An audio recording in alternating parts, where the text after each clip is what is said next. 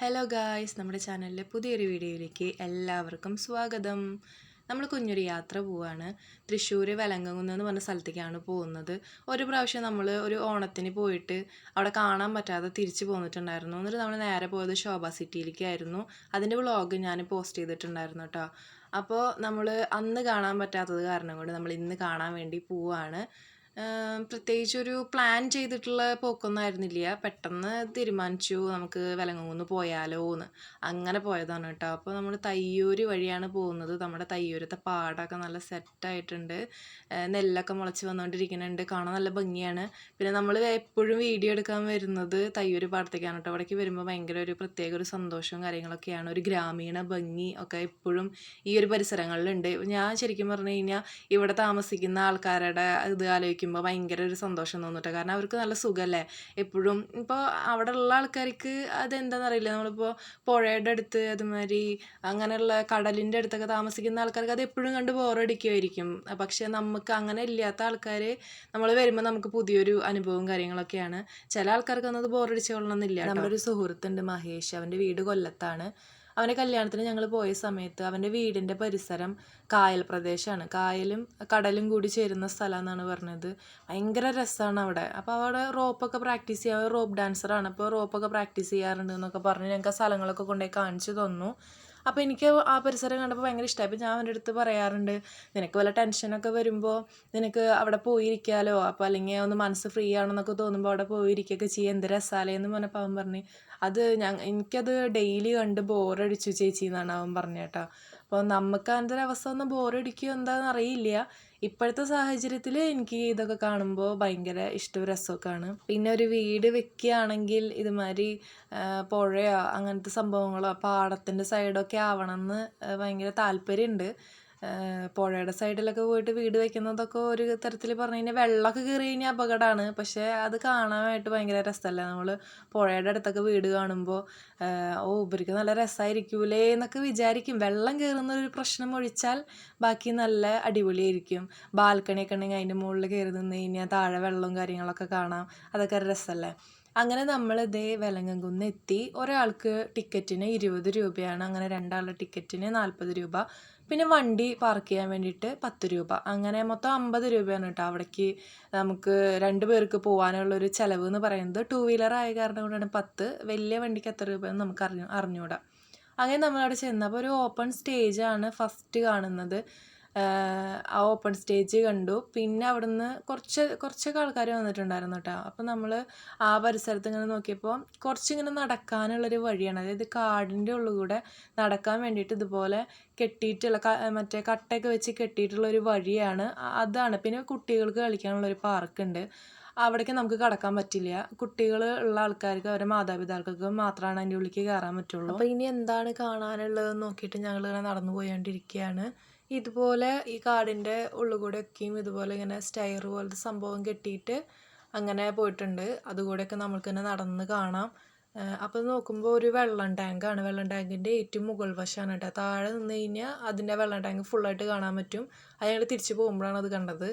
അത് ഞങ്ങളിങ്ങനെ നടന്ന് പോയിക്കൊണ്ടിരിക്കുന്നതിൻ്റെ ഇടയിൽ ഒരാളൊരു മരത്തിൻ്റെ കൊമ്പ് കണ്ടപ്പോൾ അതിൻ്റെ മുകളിൽ ഞണ്ടാൻ നോക്കിയപ്പോൾ ഞാൻ പറഞ്ഞു അത് പൊട്ടാറായിട്ടുണ്ട്, അതിൻ്റെ മുകളിൽ വെറുതെ ഞണ്ടാൻ നിൽക്കണ്ടാന്ന്. അപ്പോൾ തൊട്ടപ്പുറത്ത് തന്നെ മുകളിൽ ഞണ്ടിയിട്ട് ആളവിടെ ഇരുന്ന് പുള്ളപ്പടിക്കുകയാണ്. അപ്പോൾ ഞാൻ ചുമ്മാ ആളെ ഇങ്ങനെ കളിയാക്കി, നമ്മുടെ ഡാൻസ് ക്ലാസ്സിലൊന്നും സ്ഥലമില്ലാത്ത കാരണം കൊണ്ടാണോ ഇവിടെ വന്നിട്ട് ഇമ്മാതിരി അഭ്യാസം കാണിക്കണേന്ന്. അപ്പോൾ ആൾ പറയാം, അത് കുറച്ചും കൂടി ഇങ്ങനെ നീണ്ട് നിൽക്കാറുന്നു മരച്ചിങ്ങ, അതിൻ്റെ മുകളിൽ കൂടെ പിടിച്ച് അങ്ങനെ പോവായിരുന്നു അല്ലേ എന്ന് പറഞ്ഞു. ഞാൻ പറഞ്ഞു വളരെ നല്ല കാര്യം. ആളെ സംബന്ധിച്ചിടത്തോളം തെങ്ങൊക്കെ കയറുന്ന കാരണം നിസ്സാരമായിരിക്കും. പക്ഷെ നമുക്ക് കാണുമ്പോൾ ഒരു പേടി വരും. ആ മരത്തിൻ്റെ കൊമ്പെങ്ങാനും പൊട്ടിയാലോ ദൈവമേ എന്നങ്ങനെ തോന്നും.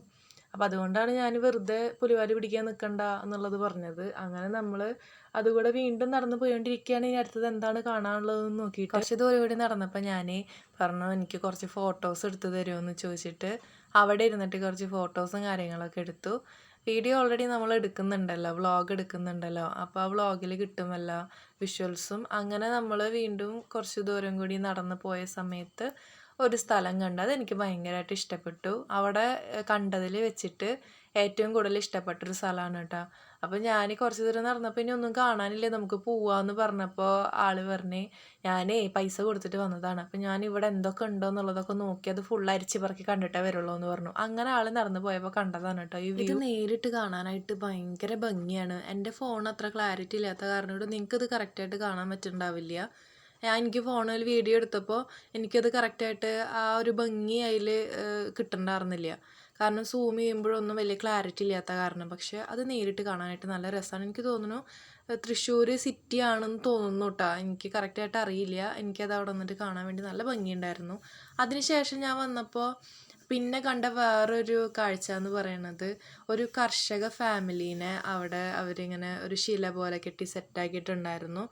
അത് ആര് ചെയ്തതാണെങ്കിലും വേണ്ടില്ല, നല്ല ഭംഗിയുണ്ടായിരുന്നു. നമുക്ക് കാണുമ്പോൾ ഒരു മനസ്സിലേക്കൊരു പ്രത്യേക ഒരു സന്തോഷ ഫീല് കിട്ടുന്ന ഒരു സംഗതിയായിരുന്നു അത്.